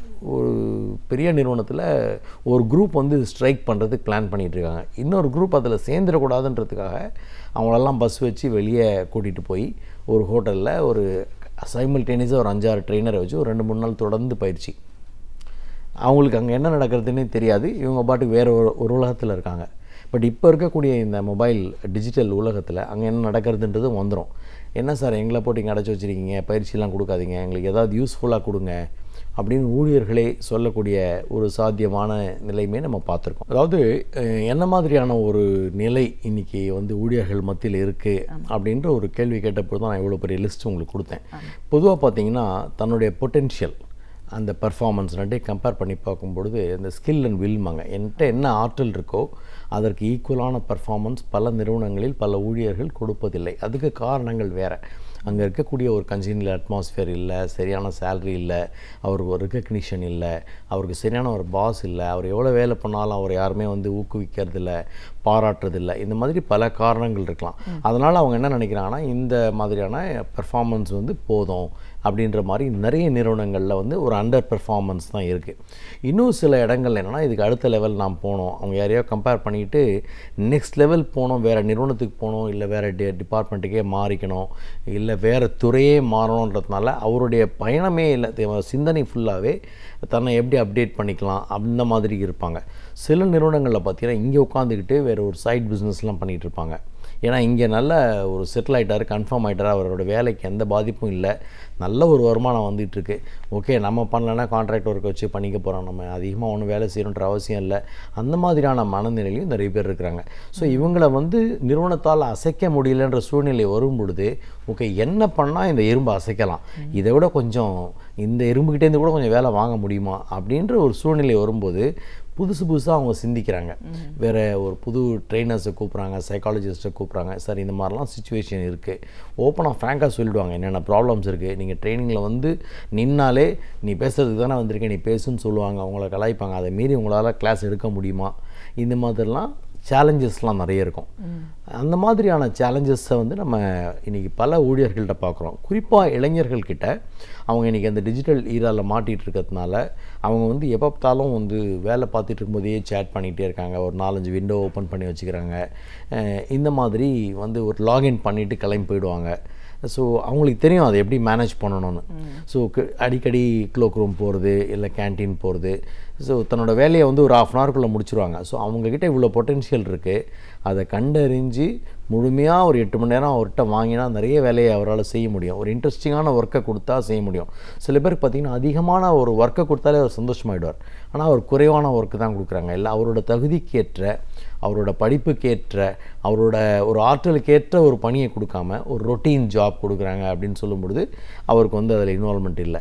சில நிறுவனங்கள் என்ன நடக்குதுன்னா முடிவுகள் எடுக்கிறாங்க இல்லையா, அந்த முடிவுகளில் அவங்கள இன்வால்வே பண்ணுறதில்ல. இவங்களே முடிவு எடுத்துகிட்டு இன்ஃபார்ம் பண்ணிடுறாங்க, இதெல்லாம் நீங்கள் பண்ணுங்கள், உங்களை மதியானம் ஷிஃப்ட்டுக்கு மாற்றிட்டோம் நாள்லேருந்து அப்படிங்கும்பொழுது கன்சல்ட்டே பண்ண மாட்டேன்றாங்க. நீங்கள் மதியானம் ஷிஃப்ட்டில் மாற்றலான் இருக்கோம், நீங்கள் என்ன நினைக்கிறீங்க, is it okay with you அப்படின்ற மாதிரி கேட்டால் டெஃபினட்டாக அவர் வந்து மனம் வந்து ஓகேன்னு சொல்லுவார். உங்களை நாங்கள் ட்ரான்ஸ்ஃபர் பண்ணலான்னு இருக்கோம், உங்களுக்கு ஒரு ஸ்லைட் ப்ரமோஷன் ரீடெசிக்னேட் பண்ணலான்னு இருக்கோம், உங்களோட டார்கெட்டை நாங்கள் இன்க்ரீஸ் பண்ணலான்னு இருக்கோம், உங்களால் செய்ய முடியுமா, அதுக்கு உங்களுக்கு என்ன தேவை. இந்த மாதிரி ஒரு ஒன் டிஸ்கஷன் பல நிறுவனங்களில் நடப்பதே இல்லை. ஒரு ஒன் சைட் டிசிஷன் அதை எடுத்து அவங்க மேலே த்ரஸ்ட் அப் ஆன் பண்ணும்பொழுது இந்த ஊழியர்கள் என்ன பண்ணுறாங்கன்னா சின்ன குழந்தை ரெவல் பண்ணுற மாதிரி இவங்க ரெபல் பண்ணுறாங்க. ஸோ அந்த பெர்ஃபார்மன்ஸ் ஃபுல்லாக அஃபெக்ட் ஆகும்போது அந்த ரிப்போர்ட்ஸில் மட்டும்தான் அது ரிஃப்ளெக்ட் ஆகுது. அப்போது மண்டையை பிச்சுக்கிறாங்க, என்ன மாதிரி செஞ்சால் இதெல்லாம் நான் சரி செய்ய முடியும் அப்படின்னு சொல்லிட்டு. இந்த மாதிரி மனநிலையை நான் பல நிறுவனங்களில் பார்க்குறேன். சீரியஸான ஒரு பிரச்சனை அடித்தளத்துலேயே அவங்களுக்கு ஒரு இம்பேக்ட் இருக்குது அப்படின்னும் போது ஒரு ட்ரைனிங்க்கு அப்புறமா என்ன மாதிரியான ஒரு சேஞ்சஸ்லாம் வந்தது நீங்கள் பார்த்துருக்கீங்க உங்களோட அனுபவத்தில்? இப்போது குறிப்பாக வந்து ஒரு ட்ரைனிங் முடித்த உடனே அந்த பார்ட்டிசிபெண்ட்ஸ் கிட்ட ஒரு ஃபீட்பேக் ஃபார்ம் கொடுப்பாங்க. இதுதான் வந்து வழக்கமான முறை. அந்த அவர் ட்ரெயினர் எப்படி கிளாஸ் நடத்தினான்ற ஒரு மார்க்கை இவங்க போட்டு கொடுப்பாங்க. அதை வந்து ஹெச்ஆர் டிபார்ட்மெண்ட் ட்ரெயினருக்கு தெரிவிப்பாங்க, சார் உங்களுக்கு வந்து 5க்கு வந்து 4.6 கொடுத்துருக்காங்க, 4.7 கொடுத்துருக்காங்க. இன்றைக்கி அதெல்லாம் மாறிடுச்சு. அந்த ஃபீட்பேக்கை வந்து வீடியோ பண்ணணும்னு நினைக்கிறாங்க. ஏன்னா அந்த நிறுவனத்துடைய ஒரு மேனேஜ்மெண்ட் யூஎஸ்லேயோ கனடாலேயோ வேறு ஏதோ ஒரு கண்ட்ரியில் கூட இருக்கலாம், அங்கே அனுப்பணும். இந்த மாதிரி ஒரு பயிற்சி கொடுத்தேன், இந்த பயிற்சி எடுத்துக்கொண்டவர்கள் இப்படியான ஒரு ஃபீட்பேக் கொடுத்துருக்காங்க அப்படின்னு சொல்லிட்டு இதுக்கு நெக்ஸ்ட் லெவலும் போயிருக்காங்க சில பேர்.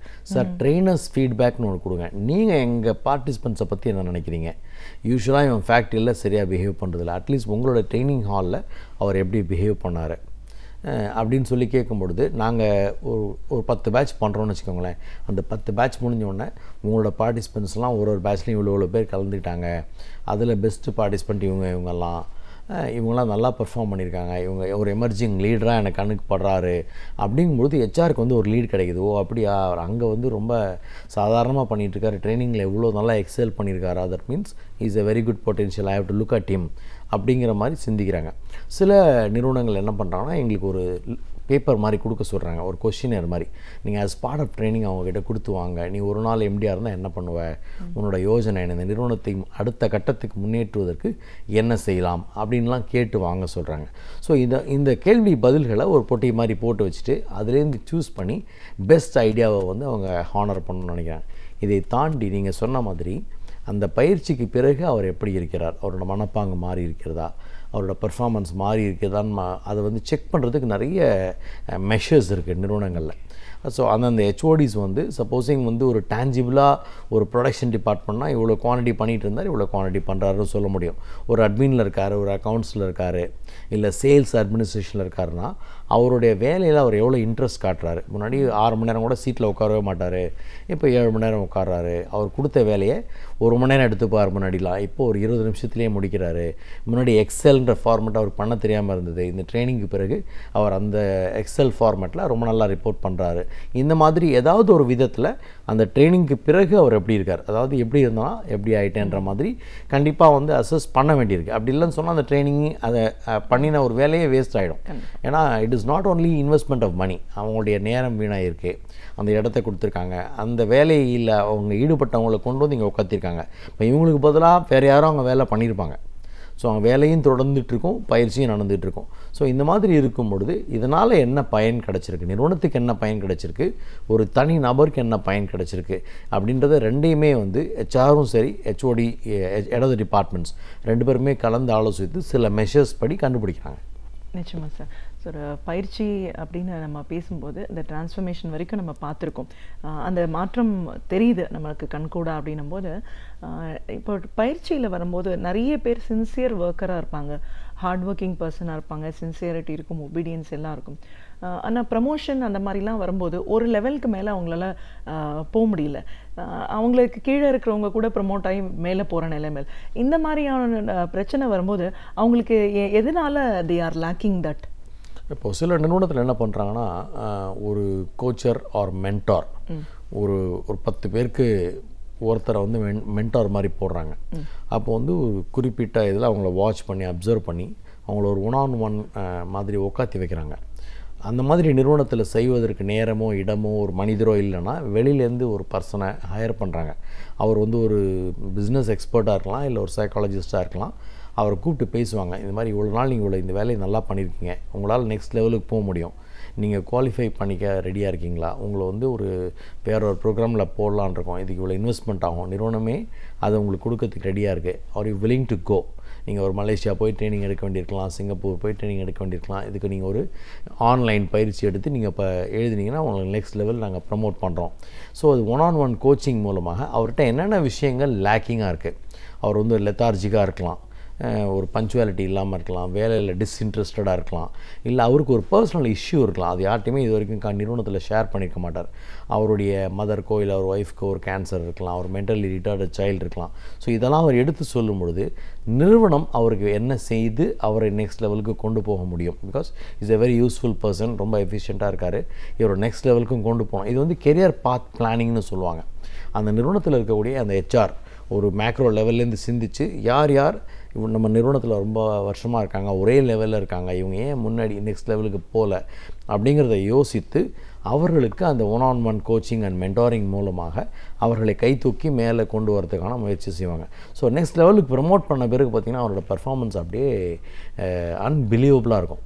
ஏன்னா அவராலே நம்ப முடியாத அளவுக்கு ஒரு முக்கியமான பொறுப்புகளை கொடுக்கும் பொழுது அவர் அதை புரிஞ்சுக்குவார், நிறுவனத்துக்காக ரொம்ப நல்லா எக்ஸலண்ட்டாக வந்து வேலை செய்வார்.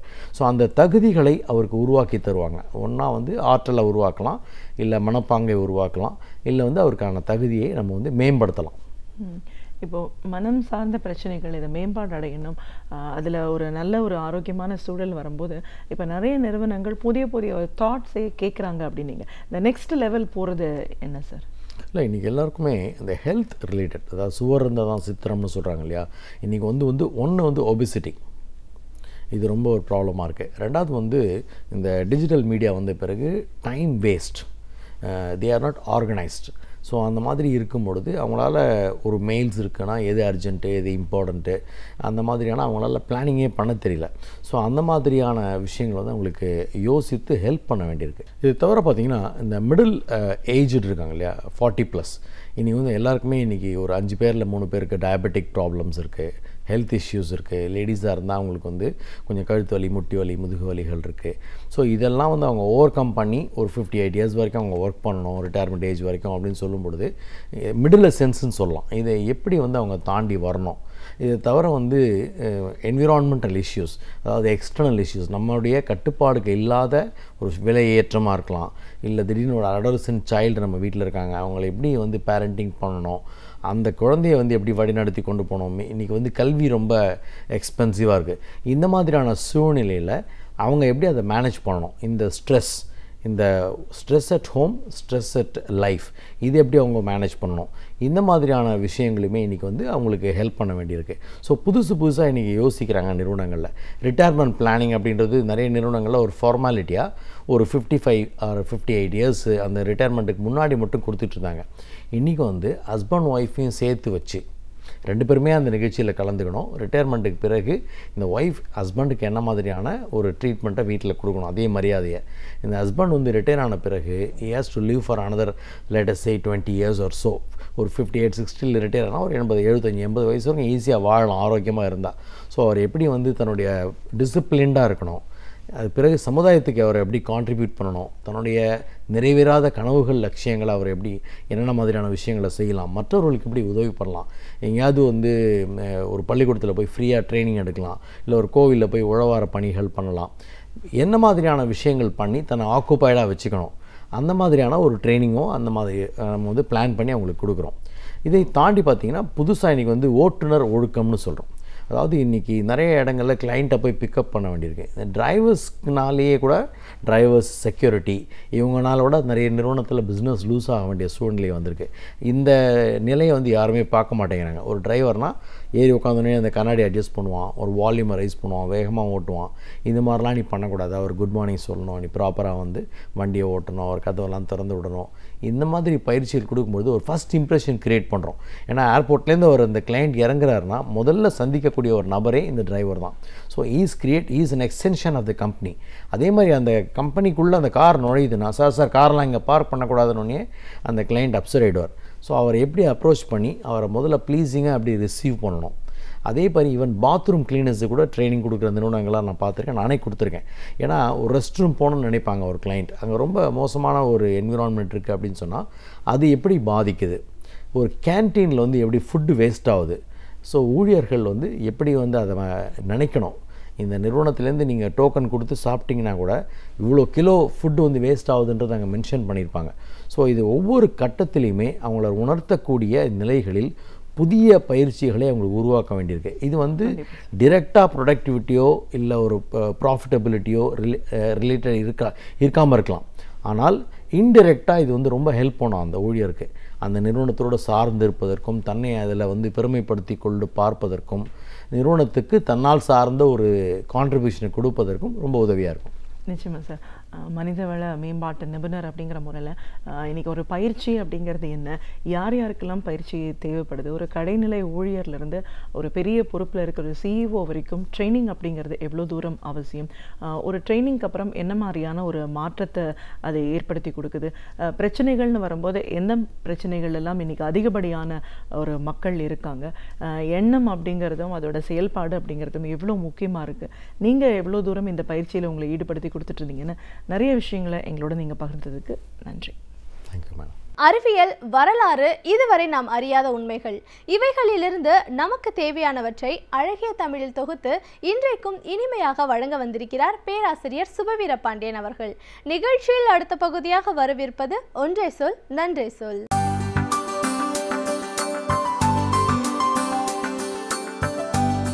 அனைவருக்கும் என் அன்பு வணக்கம். ஒன்றினுடைய அருமையை உணர வேண்டுமானால் அதனை இழந்து பார் என்று சொல்லுவார்கள்.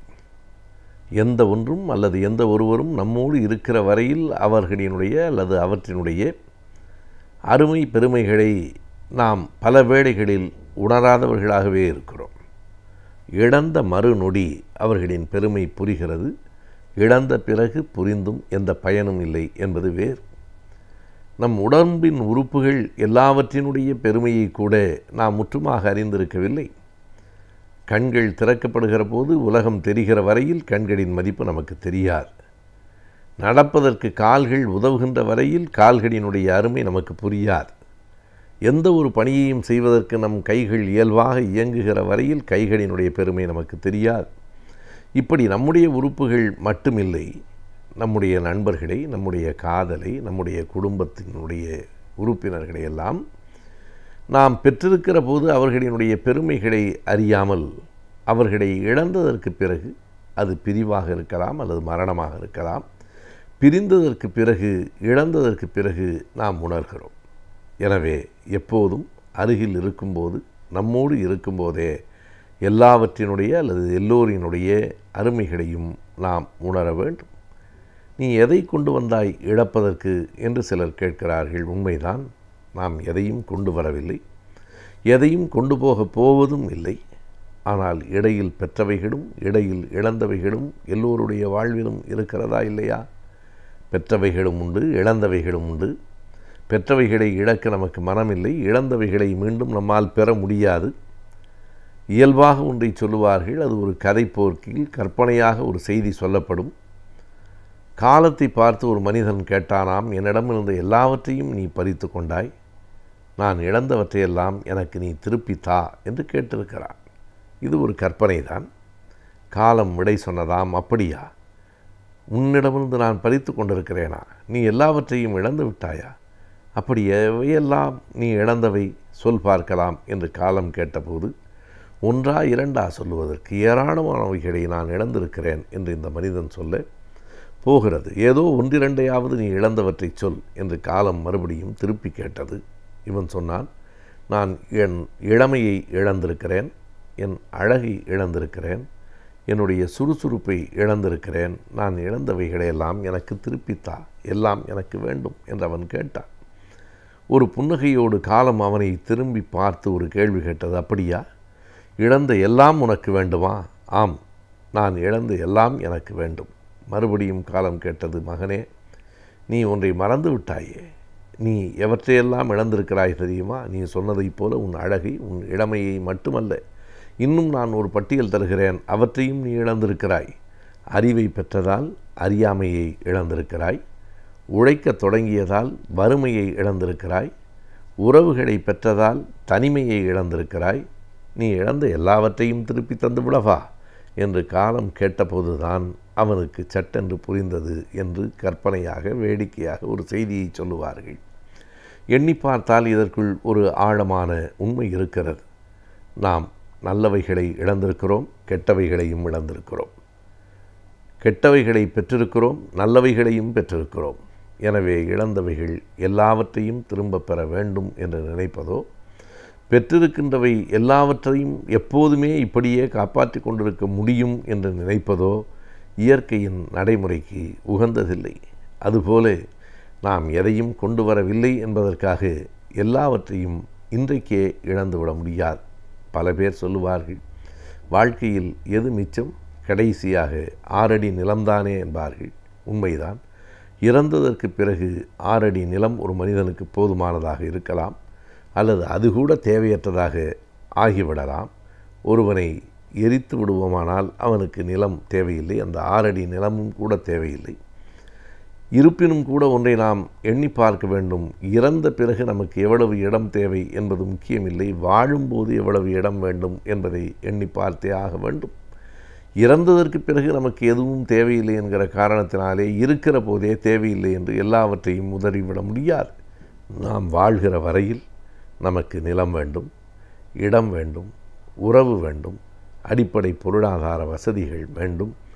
வாழ்வாவது மாயம், மண்ணாவது திண்ணம் என்பதனாலே இன்றைக்கே நம்முடைய வாழ்வை மண்ணாக ஆக்கிவிட முடியாது. வாழும் வரையில் நாம் இருப்பவைகளை கொண்டு வாழ்ந்தாக வேண்டும், இருப்பவைகளை காப்பாற்ற வேண்டும், இருப்பவைகளை பெருக்க வேண்டும். இவையெல்லாம் இயல்பான மனித ஆசைகள்தான். இன்னொரு பக்கத்திலே பார்த்தால் இவையெல்லாம் நியாயமான ஆசைகள்தான். ஆசைகளே கூடாது என்பது எல்லாவற்றையும் துறந்து விட்டவர்களுக்கு வேண்டுமானால் பொருத்தமாக இருக்கலாம். ஆனால் சராசரி மனிதர்களுக்கு அது பொருந்தி வராது. வேண்டுமானால் பேராசை கூடாது என்று நாம் கற்றுக் கொடுக்க வேண்டுமே தவிர ஆசையே கூடாது என்று சொன்னால் வாழ்க்கை ஓரிடத்தில் நிலைகுத்தி போய்விடும். ஆசைகள்தான் நம்மை இயக்குகின்றன, ஆசைகள்தான் அடுத்தடுத்த கட்டத்தை நோக்கி நம்மை தள்ளுகின்றன. எனவே இழந்தவைகளும் வாழ்வில் ஒரு பக்கம் இருக்கின்றன, பெற வேண்டியவைகளும் வாழ்வில் இன்னொரு பக்கம் இருக்கின்றன. எந்த ஒன்றும் நிரந்தரமானதில்லை. எந்த ஒன்றையும் மறுபடியும் நம்மால் திரும்ப பெறவே முடியாது. இழந்தவைகளை நினைத்து நினைத்து யார் புலம்பிக் கொண்டிருக்கிறானோ அவனால் புதியவைகளை பெற முடியாது என்று சொல்லுவார்கள். எனவேதான் இழப்பு மிக அரியதுதான். இழப்பு பெற்றிருந்த பொருளின் அருமையை காட்டும்.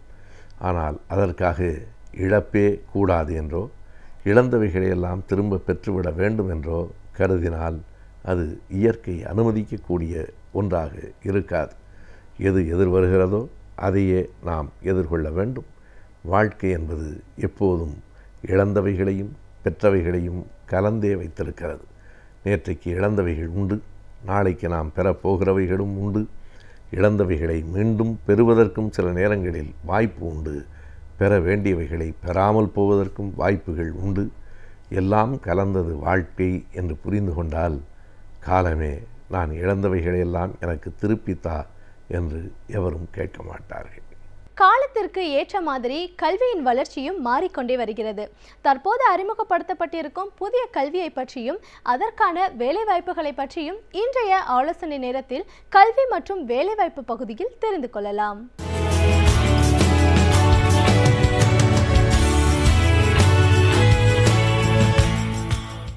வணக்கம்.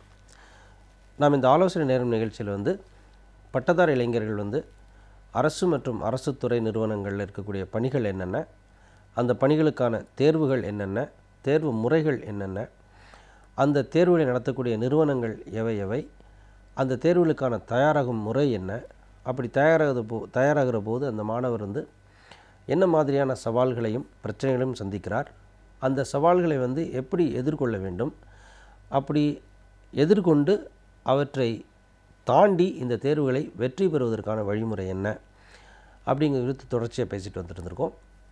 அந்த வகையில் வந்து மத்திய அரசு தேர்வாணையம், பணியாளர் தேர்வாணையம் நடத்தக்கூடிய என்னென்ன தேர்வுகள்லாம் இருக்குது, அந்த யூபிஎஸ்சின்னு சொல்லக்கூடிய அந்த மத்திய அரசு பணியாளர் தேர்வாணையம் வந்து என்ன மாதிரியான தேர்வுகள்லாம் நடத்துகிறாங்க, என்ன பணிகளுக்கெல்லாம் தேர்வு நடத்துகிறாங்கங்கிறது குறித்து பார்த்தோம்.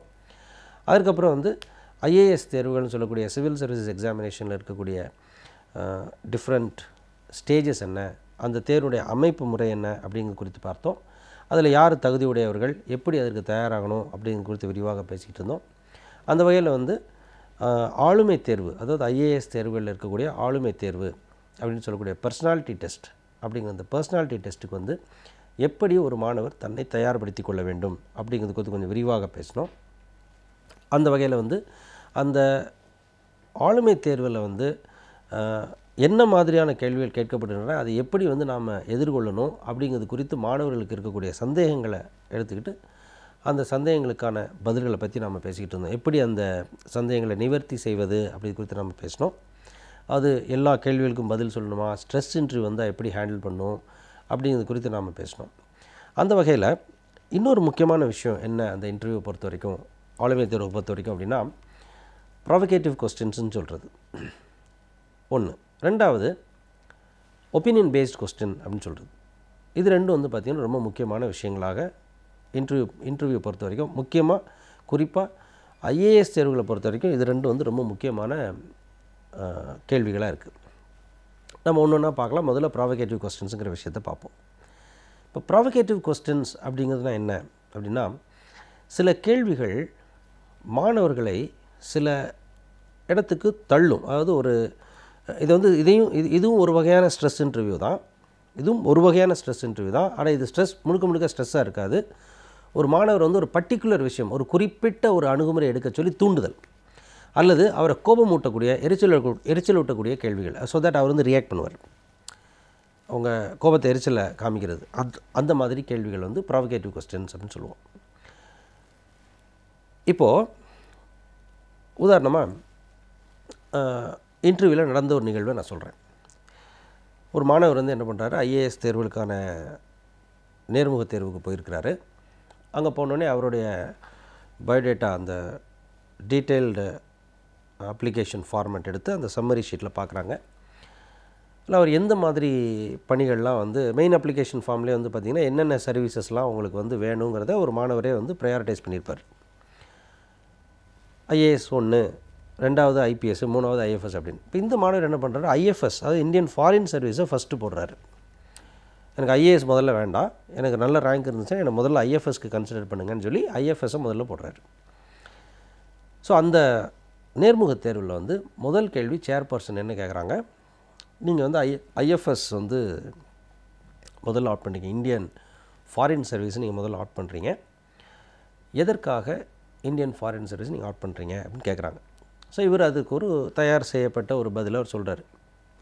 இந்த உலகமயமாக்கல் சூழலில் வந்து இந்தியாவுக்கு வந்து இந்தியாவினுடைய ரோல், இந்திய வெளியுறவு பணி அப்படிங்கிற பணிக்கு வந்து நிறைய வாய்ப்புகள் இருக்கும். நான் வந்து குளோபலைசேஷன், உலகமயமாக்கல் வர்றதுனால வந்து இந்தியாவினுடைய வெளியுறவு கொள்கைகள் வந்து மாற்றமடையும், கொஞ்சம் டைனமிக்காக மாறும்.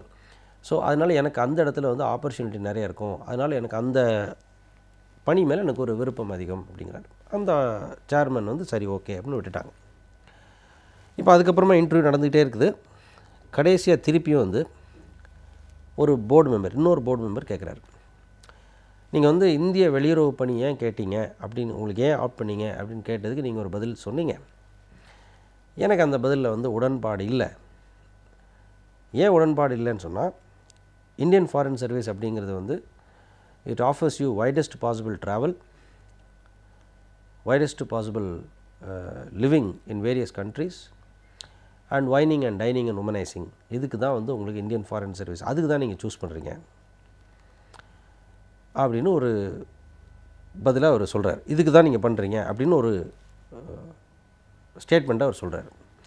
இப்போ இந்த மாணவர் என்ன ஆயிடுறாரு, இந்த மாதிரி ஒரு ஸ்டேட்மெண்ட்டை கேட்டோடனே அவருக்கு எரிச்சல் வந்துடுது. ஸோ இவர் என்ன சொல்கிறாருன்னா, இல்லை சார் அப்படி இல்லை, நான் வந்து உலகமயமாக்கல் மறுபடியும் இல்லை நிறுத்து தம்பி, நான்லாம் வந்து ஆல்ரெடி சிவில் சர்வீஸில் இருந்தவன், எனக்கு தெரியும், நீங்கள் இதுக்கு தான் வர்றீங்க, நான் நிறைய ஐஎஃப்எஸ் ஆஃபீஸர்ஸை பார்த்துருக்குறேன். சரி, இந்த மாணவர் மறுபடியும் வந்து அந்த கேள்விக்கு அந்த ஸ்டேட்மெண்ட்டை கவுண்டர் பண்ணுறதுக்கு ஒரு மாற்று கருத்து சொல்கிறதுக்கு, இல்லைங்க என்னுடைய கருத்து இதுதான் சொல்கிறதுக்கு வரும்போது அவர் இல்லை அப்படி இல்லை, நான் ஐஎஃப்எஸில் இருந்திருக்கேன், நான் பார்த்துருக்குறேன். இந்த 3வது முறையும் அந்த போர்டு மெம்பர் அந்த மாணவரை கட் பண்ணோடனே இந்த மாணவருக்கு எரிச்சல் வந்துடுச்சு. எரிச்சல் வந்தோடனே அவர் என்ன சொல்லிடுறாரு, I beg to differ with you completely sir அப்படிங்கிறார். உங்களை நான் முழுமையாக மறுதளிக்கிறேன், நீங்கள் உங்களுடைய கருத்தை நான் ஏற்றுக்கொள்ளவில்லை, உங்களை நான் முழுமையாக மறுக்கிறேன். இப்போ என்னென்னா அந்த மெம்பர் இந்த இடத்துல கோபமாக ஒரு பதில் சொன்னோடனே அந்த மெம்பர் என்ன ஆகிறாரு, அவர் சக்சீட் ஆகிட்டார். அவருக்கு தேவை இந்த பையன் ப்ரொவோகேட் பண்ணால் ப்ரொவோகேட் ஆகிடுவான், தூண்டி விட்டால் எரிச்சல் அடைவான், தூண்டி விட்டால் கோபம் அடைவான். அப்படி கோபம் அடைஞ்சான்னா அவன் என்ன பேசுகிறாங்கிற வார்த்தையை அவன் கண்ட்ரோல் விட்டு போகும். ரைட்டா? இப்போ நம்ம ஒரு கோபத்தில் பேசக்கூடிய வார்த்தைகள் வந்து நம்ம கண்ட்ரோலில் இருக்காது. ஸோ இது வந்து ஒரு ஆளுமை சார்ந்த ஒரு விஷயம், பர்சனாலிட்டி சார்ந்த ஒரு விஷயம். அதனால தான் பார்த்திங்கன்னா எப்போயுமே கோபப்பட்டாலும் கூட எரிச்சல் அடைஞ்சாலும் கூட வார்த்தைகள் மேலே ஒரு கண்ட்ரோல் இருக்கணும் அப்படிங்கிறது ரொம்ப ரொம்ப முக்கியம். இப்போ இதில் என்ன ஆச்சு, இன்டர்வியூ போர்டு முன்னாடி நான் உங்களை முழுமையாக மறுக்கிறேன் அப்படின்னு ஒரு எரிச்சலோட ஒரு பதில் சொன்னேன், அங்கே முடிஞ்சு போச்சு. சரி, இப்போ இது வந்து சரியா சார், போர்டு செஞ்சது சரியா, பையன் செஞ்சது சரியா? இப்போ 2 பேர் செஞ்சதுமே சரி. இப்போ 2 பேர் செஞ்சதுமே சரி. போர்டு வந்து அவங்களுக்கு கொடுக்கப்பட்ட பணியை செய்கிறாங்க. நீ வந்து பேலன்ஸ்டாக இருப்பியா, தூண்டி விட்டால் எரிச்சல் அடைஞ்சு ஏதாவது தப்பு பண்ணுவியா, வார்த்தையை விடுவியா அப்படிங்கிறத அவங்க டெஸ்ட் பண்ணுறாங்க. ஏன்னா ஒரு ஆளுமையினுடைய ஒரு டைமென்ஷன் தானே அது, ஆளுமை ஒரு பர்சனாலிட்டியோட டைமென்ஷன் தானே அது. ஸோ போர்டு சைடில் கரெக்ட். அப்போ மாணவர் சைடில் தப்பா சார்னு கேட்டிங்கன்னா மாணவர் சைட்லேயும் தப்பு கிடையாது. ஒருத்தர் வந்து உங்களை பற்றி நீங்கள் ஒரு கருத்து சொல்கிறீங்க, அந்த கருத்தை வந்து மறுக்கிறாரு, மறுக்கிறதுக்கு அவர் உரிமை இருக்குது. இப்போ நம்மளோட கருத்தை வந்து என்னுடைய கருத்திற்கு எதிர்கருத்தோ அல்லது மாற்று கருத்தோ வைப்பதற்கு உங்களுக்கு உரிமை இருக்குது. எந்த அளவுக்கு எனக்கு உரிமை இருக்கோ அதே உரிமை உங்களுக்கு இருக்குது. ஆனால் அந்த கருத்துங்கிறது வந்து என்னோட கருத்துக்கு மாற்று கருத்தாக இருக்கணுமே தவிர என்னுடைய ஒழுக்கத்தை கேள்விக்குள்ளாக்கக்கூடிய ஒரு கருத்தாக இருக்கக்கூடாது. ஆனால் இந்த இடத்துல பார்த்திங்கன்னா அவருடைய ஒழுக்கத்தை கேள்விக்குள்ளாக்கக்கூடிய ஒரு கருத்தாக மாறிவிட்டது. அங்கே தான் பிரச்சனை வருது. அப்போ இந்த விஷயத்தில் வந்து அந்த மாணவர் வந்து கோவப்பட்டு சரியா, கரெக்ட், சரி, அப்போ என்ன தான் தப்பு, என்ன தான் பிரச்சனை இதில் அப்படின்னா கவனமாக கேட்கணும். கோபம், எரிச்சல் அப்படிங்கிற ரெண்டுமே ஒரு மனிதருக்கு இருக்கக்கூடிய அல்லது எந்த உயிரினத்திற்கும் இருக்கக்கூடிய ஒரு அடிப்படை உணர்வு. இந்த உணர்வு உங்களுக்கு வரக்கூடாதுன்னோ அல்லது அந்த உணர்ச்சி உங்களுக்கு வரக்கூடாதுன்னோ அல்லது அந்த உணர்ச்சியை நீங்கள் வந்து கட்டுப்படுத்தியே வைக்கணும்னோ நான் சொல்ல மாட்டேன். அது யாருமே சொல்ல மாட்டாங்க. விஷயம் எங்கே இருக்குன்னா அதை வெளிப்படுத்தக்கூடிய முறை. நீங்கள் கோவப்பட்டீங்கிறத பதமாக தெளிவாக ஆனால் பதமாக மரியாதையாக, அதாவது அந்த போர்டுக்குள்ளே அந்த ஃபோரம்னு ஒன்று இருக்கு இல்லையா, அந்த ஃபோரம்கான கண்ணியம், அந்த அவைக்கான கண்ணியத்தோட உங்களுடைய கோபத்தை நீங்கள் வெளிப்படுத்த கற்றுக்கொள்ள வேண்டும். இதுதான் அங்கே கேம். இப்போ இதுதான் பர்சனாலிட்டியோட டைமென்ஷன். நீங்கள் கோபப்படக்கூடாதுன்னு யாரும் சொல்லவே இல்லை. நீங்கள் கோபப்படக்கூடாதுன்னு சொன்னால் உங்களுக்கு கோபமே வரக்கூடாது அப்படின்னு சொன்னால் அப்புறம் நம்ம வந்து ஒரு உணர்ச்சியே இல்லாத ஒரு பொருளாக மாறிடும், மனிதனாக இருக்க முடியாது. அதே சமயத்தில் ஒரு விஷயம் நல்லா புரிஞ்சுக்கணும், எமோஷன்ஸ் அண்ட் ரேஷ்னாலிட்டி. இப்போ எவ்வளோ ஆங்கர் அண்ட் இரிட்டேஷனுங்கிறது ஒரு எமோஷனாக இருக்குதோ அந்த எமோஷனை வெளிப்படுத்தக்கூடிய முறை அப்படிங்கிறது ரேஷ்னாலிட்டியோடு சேர்ந்து வரும். ஸோ நாம் வந்து ஒரு மனசறிஞ்சு இப்போ என்னுடைய கோபத்தை நான் வெளிப்படுத்த போகிறேன், ஆனால் அந்த வார்த்தைகள் நான் இந்த கோபத்தை வெளிப்படுத்தி என்னுடைய கோபத்தை காட்டக்கூடிய இடத்துலையும் கூட என்னுடைய மறுப்பை நான் பதிவு பண்ணக்கூடிய இடத்துலையும் கூட என்னுடைய வார்த்தைகள் கவனமாக இருக்கும் அப்படிங்கிற ஒரு செக் பாயிண்ட்டோடு நீங்கள் உங்களுடைய உணர்ச்சியை வெளிப்படுத்த வேண்டும்ங்கிறது தான் பாயிண்ட். ஸோ ப்ரொவகேட்டிவ் கொஸ்டின்ஸ் வருகிற போது நீங்கள் என்ன செய்யணும்னு சொன்னால் முதல்ல உங்களை கண்ட்ரோல் பண்ணிவிட்டு அவங்க உங்களை ப்ரொவகேட் பண்ணும்போது என்ன எதிர்பார்க்குறாங்கன்னா வார்த்தையை பிடுங்கிறதுக்கு தான் எதிர்பார்க்குறாங்க. ஸோ வார்த்தையை விடமாட்டேங்கிறது நீங்கள் தெளிவாக இருக்கணும்.